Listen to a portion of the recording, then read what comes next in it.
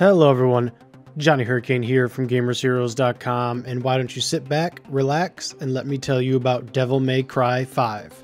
Couple things first, the code was provided by the publisher, and I've only ever played the original Devil May Cry and the Devil May Cry reboot DMC Devil May Cry. The story starts off with Nero and V entering this demon tree called Qiploth, or something like that, which is spewing out demons into the real world. Dante's already here, Nero and V are entering to provide backup.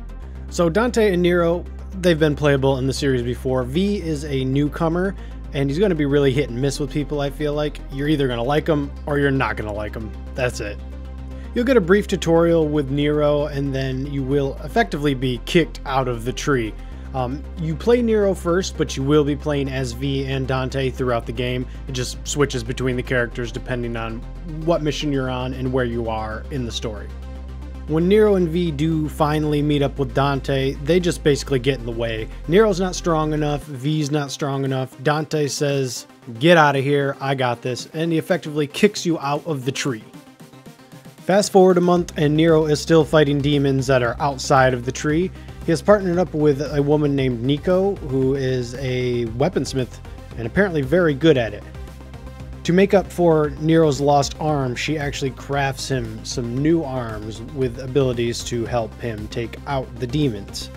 This is called the Devil Breaker. Yeah, these things are awesome. They have a multitude of different effects, like a laser, for instance. However, after you use them, they break. So you have to be careful. And if you get hit while in combat, while you are using one, it also breaks.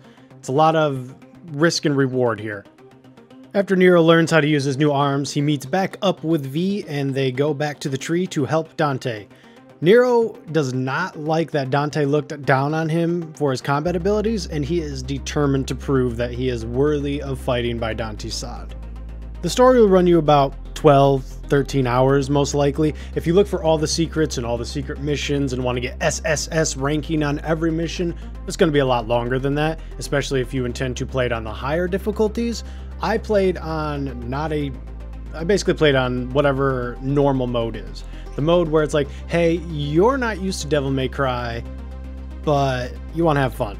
That's the mode I played on. And that's really what the game ultimately is. Silly fun.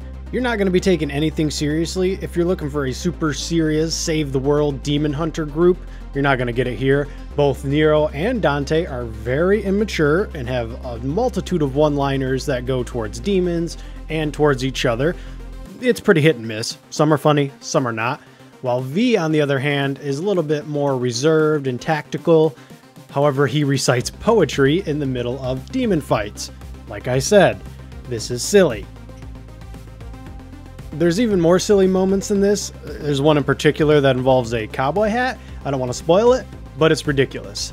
So, if you're not used to Devil May Cry, buckle up, bucko, because you're in for a ride. Even though I'm not a big fan of the Devil May Cry series, I know that it's always been about the combat and how crazy it is.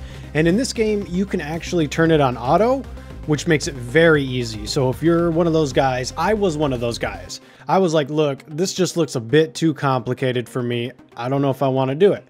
And then I went into auto and I had a decent time. I didn't really understand what people were ranting and raving about. Yeah, turn auto off and play in manual for like an hour, train, learn the combos. It's a completely different game. Auto makes you look flashy, but it's actually very boring if you keep using it. I had auto on for about 7 or 8 missions. I switched over to manual, and it was rough at first. I admit it. Some of these combos look like they're straight out of a fighting game, but when you learn them, it is extremely satisfying. It's a feeling that I have not felt in actually a long time in a game when it comes to combat, when you pull off an awesome combo. Or when you do something really cool with like Nero and you shoot your rocket arm and you start surfing on it. It's flashy, it's great, and it feels good. That's the most important part. If it didn't feel good, I wouldn't recommend turning it to manual. V's a little different. I actually kept him on auto throughout the entirety of the game. He fights with demons, a panther and a bird mostly, and it's like ranged combat, but you also have to watch V So it's a lot more complicated than I make it sound, certainly. I just didn't like it. I didn't like the feel. It didn't feel as good. So I just left him on auto. Honestly, he gets S's and S ranks on auto pretty simply. Dante and Nero, on the other hand, manual all the way. I just want to point out that I don't care if you play on auto or manual. It doesn't matter to me. If you're enjoying the game and you're having a good time, just play how you want to play. Don't let the internet try and tell you, oh, well, you're not a real Devil May Cry player if you don't play on manual. Yeah, F that.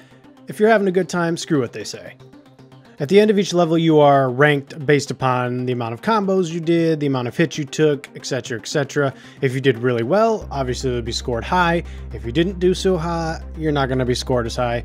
The score just nets you more red orbs, which you can use to buy new upgrades, new skills, orbs, these little revival crystals, which you can find a ton of in the game anyways, and a few other things. Nero's Devil Breakers, for instance. He can buy replacements if he breaks them.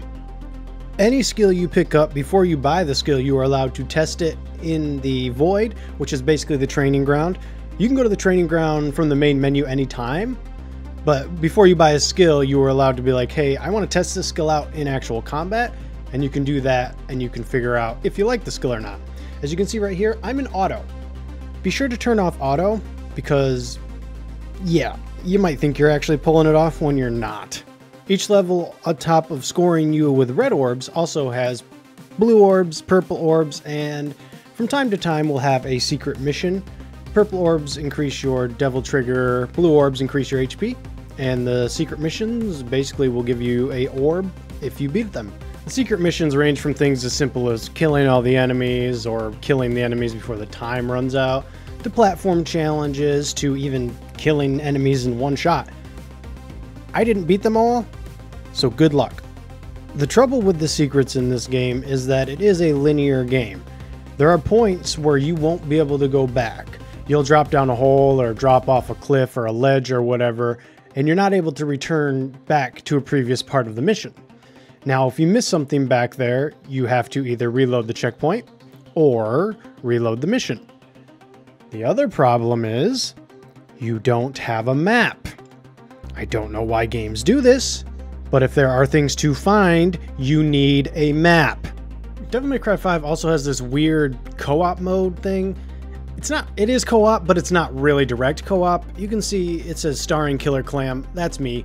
Basically, that means while I'm going through the Nero part of the mission, someone else is going through the V part of the mission. And we're fighting side by side, sort of. I see their ratings, they see mine. So if they get an S, I know they got an S. If I get an S, they know I got an S. But at the end of it, you are allowed to rate them with a stylish, like, hey, you did good. And if you get enough ratings, you will get more gold orbs. If they get enough ratings, they will get more gold orbs. Basically, you can rate them as stylish or not rate them. I don't really see a point in not rating them, so might as well help them out. They'll help you out in return. I played on the PS4 Pro, no frame drops, no crashes.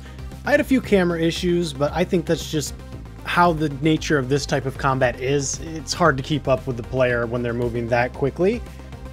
I would like to applaud the fact that I think up until like the 15th or 16th mission, they were introducing new enemies nearly every mission. That's a rare thing. Normally it's like 6 or 7 and you just go through them over and over. But not here. They always give you something new to work with. And yes, I know I didn't mention it, but there are plenty of boss fights. I just don't want to spoil any of them for you. I admit, I entered this game as a skeptic and left as a believer. Devil May Cry 5 is a good starting point for new players with its auto combat and easy difficulty. However, it has a high skill ceiling for pro Devil May Cry players. I think everyone can find something to enjoy here. Alright, that'll do it for me. If you liked what you saw and got what you needed, like, comment, subscribe. Let me know who your favorite character was, actually. I really enjoyed Nero, but I could see a lot of people liking V and Dante as well. Later, Gators.